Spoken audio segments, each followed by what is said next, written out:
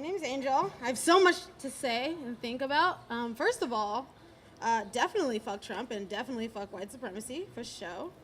And third, I don't know if you guys hear this just pop music in the background, but earlier, I don't know if you were hearing that, our one dear saint, Alanis Morissette. I was like trying so hard to like be present, but I was just over there with her. So I'm back now. Okay, I'm gonna read some poems. Do you guys know what, wow, there's a lot of us. Hi. Do you guys know what, like, the phrase woo-woo? If I say, like, woo-woo, do you know what it means? Okay, well, I'm just gonna, you'll catch up. I'll read this poem, but this is, like, shouts to Miguel for the piece that you read earlier. I was gonna read something else, and then I was like, oh, that's a challenge. Okay. Woo-woo roll deep. And it's not just me. Be clear. The whole squad is woo-woo. Kin stay lifted in metal clouds or knuckle deep in the earth, talking about how their periods is right around the corner and what that means alongside Chani's latest Mercury read. Shira can't wait to tell you about the dream she had. Big eyes growing wider at each detail, freaked out and charged at the spirit's hooks deep in her brain's knowing signal. It all connected.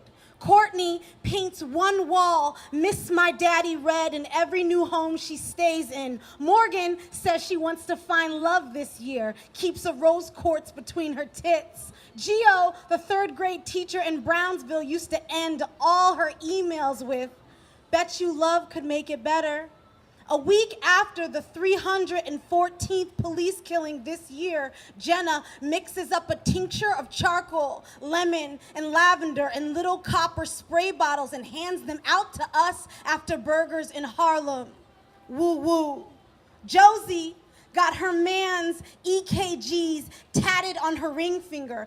3 years since he crossed, and you best believe she's correct when she talks about him in the present tense. Jelani keeps a frothy pot of black-eyed peas boiling on New Year's Day. Marley staves off the yeast with the garlic clove deep in her puss. You can't tell us shit. We're always down for the miracle. The regular as fuck dawn making brand new the farm of our hearts.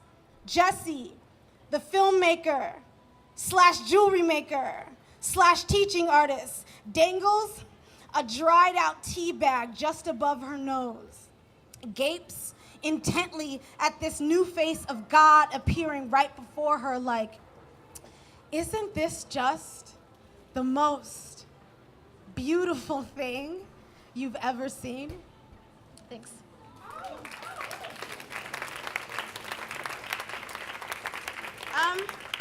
Thank you for having me and for sitting here and enjoying this, like, freakishly beautiful evening together. I'm gonna read some poems off of my phone. Do you guys know what, this might be stupid. Y'all probably know. I feel like nobody moves to New York City so that people don't know what the fuck they're talking about. Do you guys know what shea butter is? I feel like, I don't know. Sometimes when I'm like mostly white rooms, people are like, lotion? I'm like, no.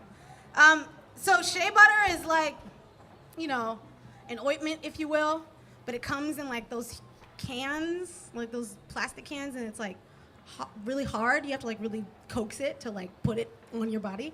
And a while ago, I realized that's like the only beauty product I use. So I wrote this ode to it. So I'm gonna fuck with that. Okay. Ode to shea butter. I have known you well along my bottom lip, corners of my mouth, crown of my skull, base of my back, ass, heel of my foot, in between my toes, beds of my nails, around my belly button, capping my knees, elbows, breasts, shoulders, rub deep into my afro every single day and night too. Before bed, I sit up, tired and ready to go wherever it is we go when we close our eyes. But first, you save me. I use you to mold my kinks into twists, into black knuckles. Oh, you save me from morning afro disasters I know are waiting for me. A packed Whack down flat cake, a dry black wool, unmanageable, unfuckwittable, late for work, trying to make it work, but with you I am on time and wild like I wanna be, fluffy, three-dimensional lioness in wolf's clothing. With you I gleam, I win the contest folks say don't exist. Don't you see? You force love for me, from me. You coax love like a sky coax smoke from a chimney. I am black and gleaming, and even babies know it. Dogs know it. Grown women know. Trees know. The whole ocean know. And all of them look at me with a pebble in their throats, and I shimmer a good song off my skin. The best black song off my skin. Oh, look at me. Walk the street knowing what daybreak knows. Look at me, me, me, me, me, and look at you, Shea Butter. Never leaving me. Like a film of rain along my palms, you stay for minutes, hours, whole days, and I leave little greasy continents of you everywhere I touch, and I could almost be embarrassed, but I leave little shining ponds, man. I leave lakes, perfect mirrors, everywhere, everywhere I go.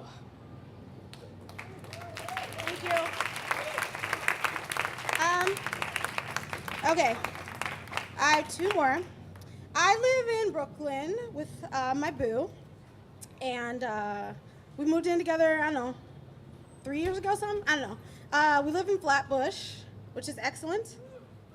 However, always a however, I'm from Michigan, and we have a lot of like vermin there, but they're more like woodland vermin. So it's more like chipmunks in your crib sometimes. When I moved here, it was like a whole like other scenario. For instance, did you know that some roaches can fly? I fucking did not. I did not know that. And then like obviously I love her. We've been together 6 years. However, it's important, and this is just like a word to the wise. It's important to figure out early on in a relationship like who is like brave, like who is the punk ass bitch, and who is brave.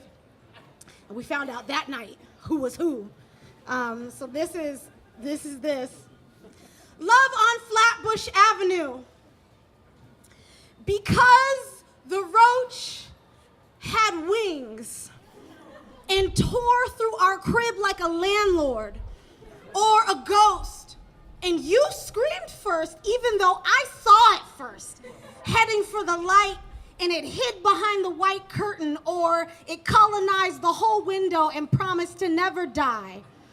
And because it's been nearly 6 years of my mouth on your mouth and your mouth and your mouth, I knew what I have to do. So I took the bougie 7th generation cleaning solution that we buy because we concerned about our carbon footprint. And I spray and spray and spray and punctuate each one with a scream and repeat about 11 times before the roach slows its juke.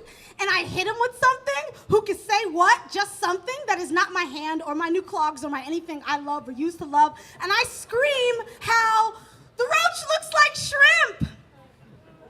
And I hear you laughing now from the other end of the apartment. And you are like really feeling yourself. You chortle so much, it sounds like all your ancestors done joined you. And I yell from the landlord's new room, "What's funny, bitch?"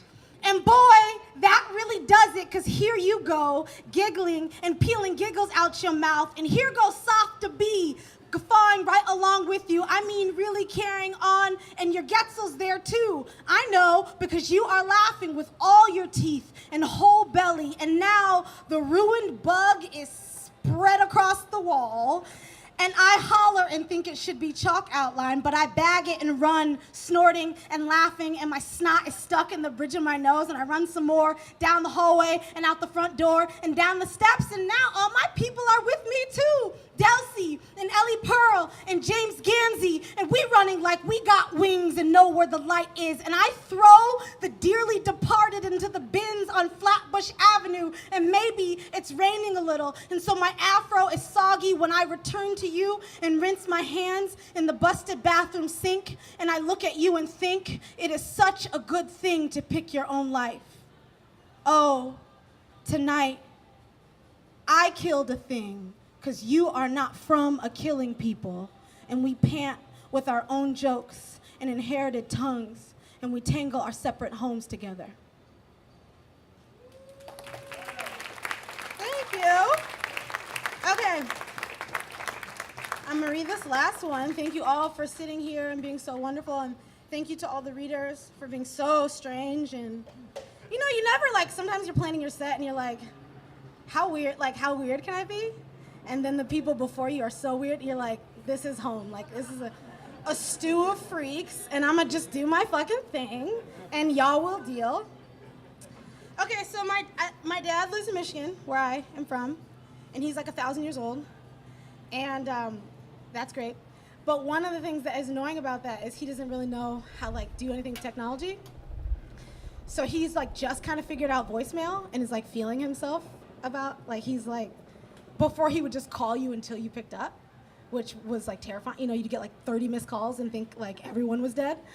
But he figured out voicemail. But now it's bad because, like, now he uses it kind of like a diary. Like, I'm like, my dude, like, that's also not the function of that.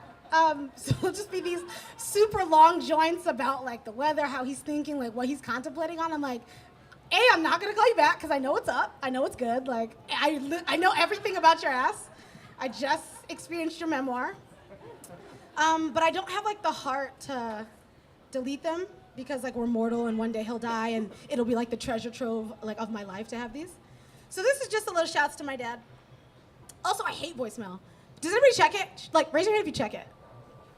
I can't, I literally, you're literally a saint because I can't check. I don't, like, nothing.